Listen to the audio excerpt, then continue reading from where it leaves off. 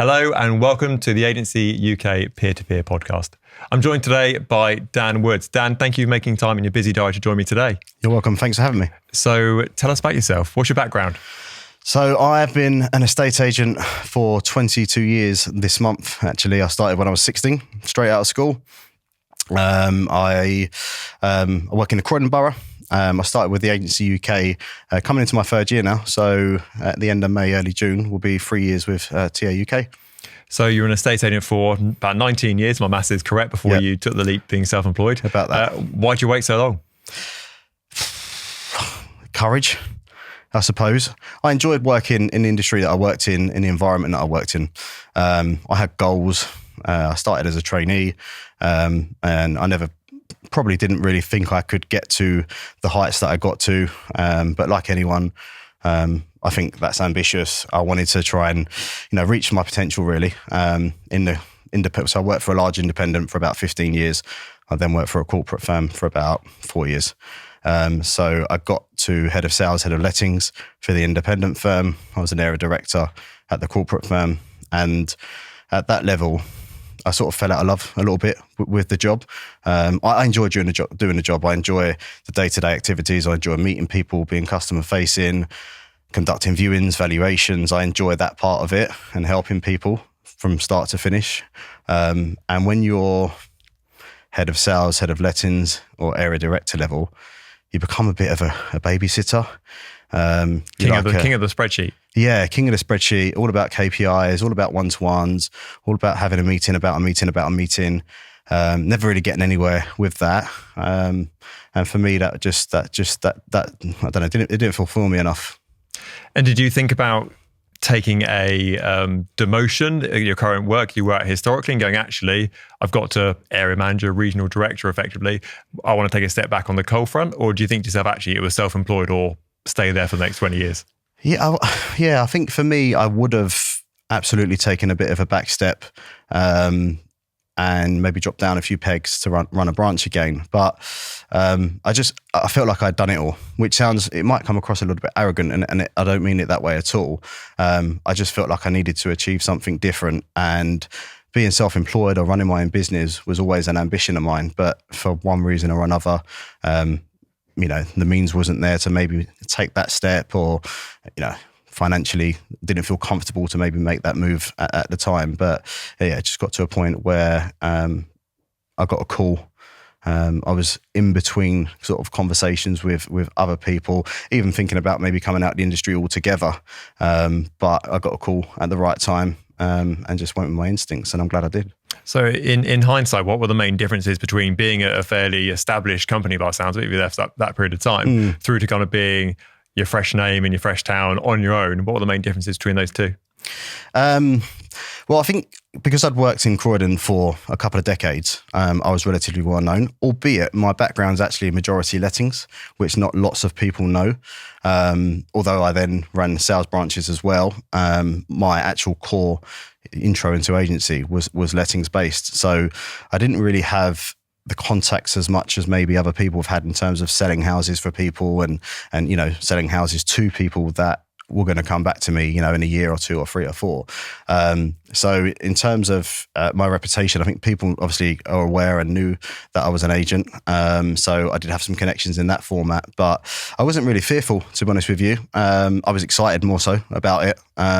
I'd been involved in a lot of cold start businesses and opened up a lot of branches within the agencies that I'd worked for that were successful. And I sort of felt confident that I could make it work, not overcomplicate it. I think a lot of people overcomplicate this industry and the job. And I feel like if you stick to basics and the key principles and you're consistent and disciplined, for me are the 2 key words, then you will see rewards eventually. So you mentioned there the basics. What would you say are the key basics you kind of stuck to when you first launched your business? So I had nothing to do, right? I started on day one. I had a second-hand laptop, a dining room table. I had 1,000 comp slips, 1,000 business cards and a biro. And that was it. So I could have sat there and just told people that I'm now running my own business. I'm an estate agent. Do you know anyone that's looking at selling a property? Which I did. I spoke to friends, spoke to family. I asked them to spread the word for me as well. But ultimately, the data that was at my disposal was the low-hanging fruit that maybe sat on the market with other agents for a long period of time. So I just rolled it back to, the old school and just done what I enjoy doing, really, getting out there, door knocking. I spent 6 hours a day. So I'd wake up every single morning. I would mine 20 addresses that are on Rightmove. I would target different locations. So 3 or 4 different postcode areas. I would focus on 20 addresses.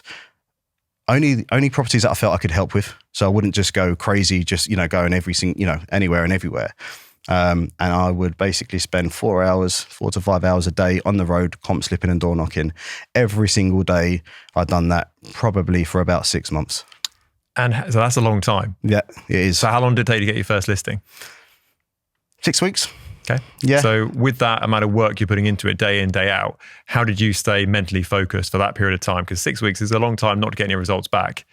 How did you stay on track during that time? Discipline and consistency. I knew it would work. I've seen it work. I know it's worked in the past, and I know it will continue to work. And there was probably about a week, 10-day period where I didn't get a phone call back, but I knew that I would get a phone call back, and I knew that I would get through a door, and I knew I'd keep visiting those same houses. So on a Friday, just before the weekend, you expect that vendor to have viewings. If they haven't got any viewings and your business card lands on their doorstep with a handwritten, note, please call me about your property, follow that up on a Monday on that same address. The viewings have taken place at the weekend or they haven't had any feedback from their agent. I think when people start to see, okay, well, this guy's coming around here making the effort every single, Friday, every single Monday, every single Sunday. I would go at certain times, Sunday afternoons when I know their agent wouldn't be open, etc. Or I'd go in the evening, 8, 9 o'clock, 10 o'clock at night, sometimes dropping comp slips through doors. I knew I'd get a call. And I was confident I'd get a call. And no, not 100% comes through. Of course it doesn't. But you don't need 100%. I only needed one to do a good job on, to use as social proof to then go and get that second and third and fourth one. It's kind of taking that leap, thinking or knowing you'll be caught effectively. Yeah. I genuinely believe that, like I do it now. It's like a bit of the way that I describe it, it's like a tap. As soon as you turn that tap off and you're not consistent with it or you're not on it, the calls start to slow down, the valuations start to slow down, et cetera, et cetera. But as soon as you start doing it again, eventually the bar fills up. Whatever spill and you'll get that phone call. So knowing what you know now, sort of 3 years down the line of launching your business, what would you change? Or what would you speak to yourself on day one and say, don't be an idiot, do this instead of that? What are the things you would change? Honestly, for the first 6 months, I don't think there's not a lot I wouldn't do different. The only thing I would probably introduce a bit more is social media, the social media side of things. I wasn't on social media when I started my business for my own reasons. And I think social media is great if you use it in the right context. But I also think social media, we're in a dangerous position with social media where, I don't know, I'm going off on a bit of a tangent here, but there are estate agency influencers as opposed to estate agents doing the job well. And I think there's a fine line there. And social media was great, and it has been great for me since then. I've adopted those behaviours and it's worked, and I've got business off the back of it, and it's good social proof. But I probably would have focused a little bit more around social media, just announcing what I was doing and being a bit more, camera facing, introducing myself a bit more to maybe the local Facebook groups and obviously so the community could see me a bit more. Do you feel like that would have supported your other marketing messages you were doing? So the comp slip, they would look you up online and go, hey, that's the guy. It, yeah. So I think there would have been a bit of a face behind the name. So I would door knock, of course I'd knock on the doors before the comp slip went through the door. But not every time people are there, and not always convenient for people. So sometimes I always felt the comp slip might be a softer approach for that person to make that phone call to then invite in. But introducing still some door knocking. But yeah, I do think that would have been a good way for people just to see a face behind the brand. Because I had some people who recognised me, be like, oh, you used to work for X, Y, and Z. Yeah. I'm not going to plug them. Yeah, wrong podcast for that one. So you mentioned earlier you went through and you looked at properties online, you felt you could help. Yeah, absolutely. What is that? What do you mean? Is it they had bad pictures? They had no floor plan? What was the help you could bring to the table their current agent wasn't doing? Absolutely. So yeah, marketing. No real thought into the property description. Lack of floor plans. Just properties that have gone stale, really. I feel like in the high street model, you're so heavily targeted, on KPIs, and KPIs means obviously winning as many listings as you can. And quite often in a high street, there is a valuer, and that value is often targeted to bring listings to the market and pay the bonus for X amount of listings that come onto the market. So therefore, the advice sometimes given isn't always the right advice. It's just about hitting numbers and hitting targets, and that's where then the client, I feel, gets pushed to the side. And that's where I feel like that, the high street model sometimes makes that mistake. It's all about, numbers, and all about, doesn't matter who or what we sell. It matters the ratio of what we sell. Where for me, and I feel in a self-employed model, we do less volume sometimes, and in some cases I've done as much as I've done in a branch on my own, but you convert at at a lot higher rate. And I think that comes down to being honest, with your valuations. I think that comes down to marketing the property in the correct manner. Self-employed, you don't get paid unless the transaction sells, exchanges and completes. So there's a lot more of an added incentive to ensure, obviously, that you're delivering for that person. So yeah. So paint me the picture. So let's say I'm on the market, for example, and I've got awful pictures, terrible, bins everywhere. How would you broach that subject with myself? Because imagine you knocked on my front door and said, "Hello, sir, you've got terrible pictures." I'll tell you to go away pretty quickly because you're taking the mick out of my property. So how would you come onto that subject? Is that you wait for valuations before you talk to that, or how would you start the conversation for someone who was on the market like me with terrible pictures? If I knocked on a door and you answered, and that was the initial conversation. Yep. So first and foremost, I'd knock on the door and just introduce myself as Dan. I live locally. I started my own business. Just wanted to introduce myself in case you ever need some advice relating to a property to purchase or to sell. And just have a bit of a conversation. So depending on the response on that side of things, listen, I've been told absolutely not, no, thank you, not today. All of what you'd expect. I've had some colourful language before, and keep smiling, turn away and walk off. But certainly if they're open to have a conversation, I would ask how it's going. I'll just say, look, how's things going with the marketing of your place? Obviously, I noticed you're on the market for sale. How are you finding things? And depending, obviously, where that conversation leads to, again, I would only really probably target something that's been on the market for maybe 8 weeks, 6 to 8 weeks, 10 weeks, knowing that the average time in my location for a sole agency period is 12 weeks. So, they're probably getting to the end of maybe their tether or running out of a bit of confidence. And I'll just say, look, I just want to give you some examples of our marketing. This is a property similar, that we've sold locally to you. Here's the brochure. Have a little look. Here's my business card. When you get 5 minutes, please do give me a call. I think it'd be worth your while seeing me. And how do you walk that fine line? Because what you don't want to become is kind of the free estate agency advice line, where they go, "Oh, thanks very much, Dan. I'm going to phone my agent. They'll take some new pictures. They'll put a floor plan on. They'll change those spelling mistakes." Yeah. And then they sell 2 weeks later. How do you walk that fine line between looking after your business, which is probably a big priority to yourself, but also making sure the client gets the best result? I think for me, there is an element of risk in that, that there's always going to be that risk and that has happened to me, where you've offered that advice and obviously a couple of weeks later, you've seen those changes be made, and then you monitor it and it ends up in an eventual sale.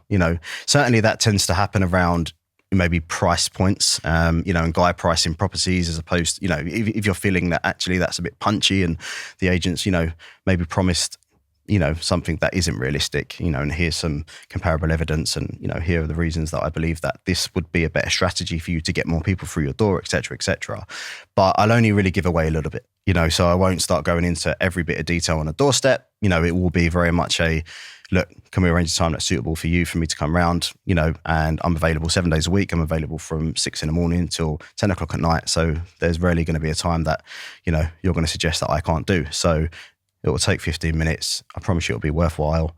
And then have that conversation face to face with both decision makers and, hopefully walk away with a signed contract. So you're giving away the sort of little nuggets as opposed to giving away the whole bar in one go. Yeah, just giving them a bit, just restoring a little bit of confidence in that particular client that actually your house is great, and I've got, I've got the tools, I believe, to be able to get you sold, So with regard to your best kind of generating of leads into your business, I guess door knocking was your number one when you first started, or was it the comp slipping? No, yeah, comp slipping. I think people laugh, when king of the comp slip, I've been called before, and yeah, that again, it worked for me. It's worked for me throughout my career, so it definitely worked for me. I can picture it now. I would just have a box of comp slips, and a business cards, and just be out on the road day in, day out. And talk me through, what would you say on it? Please call me urgently. I've got some important news. I could sell your house for you. Never Smiley urgently. face. What's the message there? No smiley faces. Never urgently. Made that mistake once. Someone called me and they thought their house was burning down. I would just put, please call me regarding your property. Best regards, Dan. Mobile number, business card attached to it. And that's it. And I would keep, revisiting it. Very basic, to the point. Ideally, what I want to do is get them on the phone. Comp slip isn't going to sell me. Sure. But what I'm trying to do is just drive that call to action for them to pick up the phone and call me, and then obviously just convert that on the phone. And what sort of conversion do you get from that? So let's say you send out 100 comp slips, for example, or delivered 100 comp. What would you expect to come back off that? So it's I would say, like I said to you, I've done a week's worth before of 25, 30 comp slips a day. So we're talking 150 comp slips in a week. Never got a call, and then I've gone out quite recently, done 15, and I've got 5 calls. So do you still do as many now as you used to, or do you find as you get not. more and more established, it's kind of fading away? It's hard to do the, I love doing that, but it is very difficult to get out there day to day. I'm still very disciplined, still very structured and consistent with what I do. But ultimately, obviously, we're talking 3 years ago now. Fortunately, my business has grown.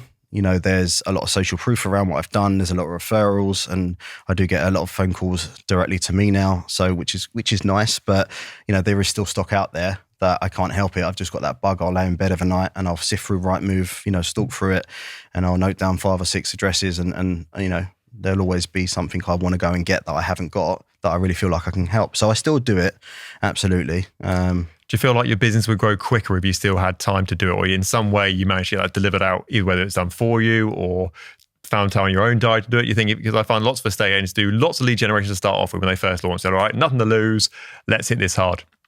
And then over the coming 6 months, year, whatever it may be, foot comes off the gas, foot comes off the gas, foot comes off the gas, and they're kind of coasting by the time to get to kind of year 1, year 2 sort of direction.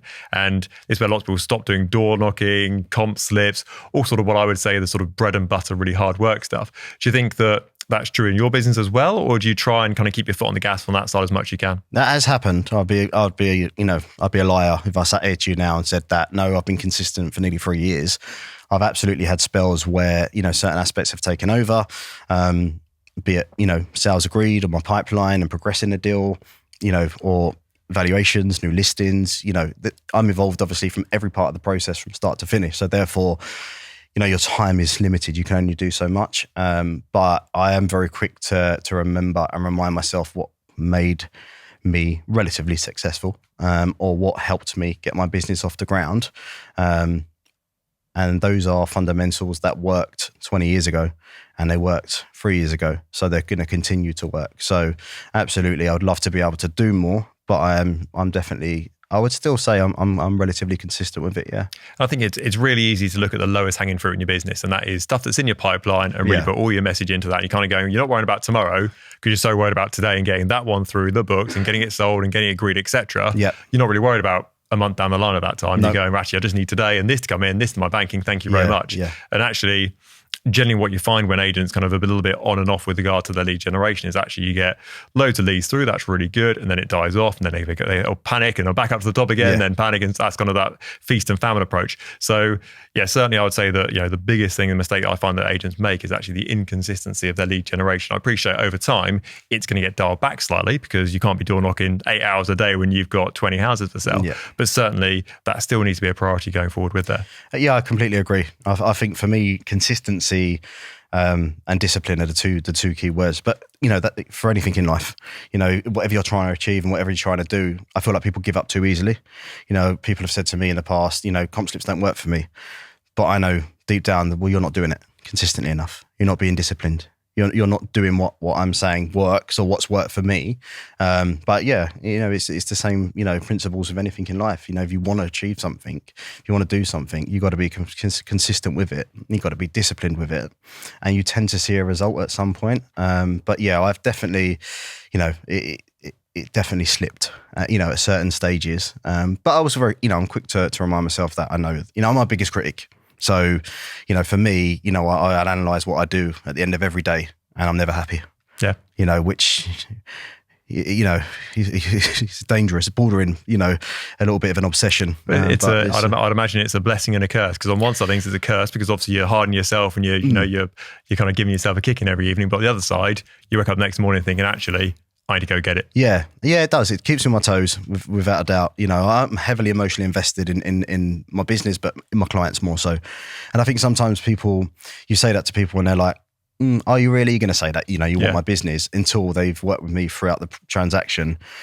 I speak to people, 7 days a week. I've got about 20, 25, 30 WhatsApp groups currently live with, vendors and buyers within those groups. And I'm constantly messaging and voice noting. And, we speak to each other I probably speak to my clients more than I speak to my children and my wife, genuinely, and that leaflet writes itself. Yeah, it does. But that's just the way that I live on with a bit of fear. I don't want to go back. I don't want to work for anyone else again. I love my own business. I love what TAUK has given me. And it gave me the platform to run my own business, which one of the things I was probably a little bit fearful of coming out of the high street was not having that team and that camaraderie around me to lean on. You picture just being on your own. It's completely different here. It's, you're still part of a team, you're still part of a community. The support system is incredible. The guys that work within the industry, work within the model are brilliant. All very like-minded individuals.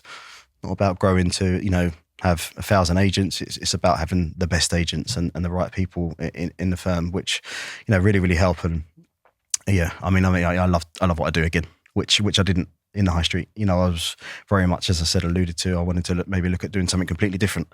But I'm glad I didn't. I'm glad I spoke to Steph and Andy. Excellent. I'm very glad you came on today. Thank you. Thank you so much for your time. Thank you.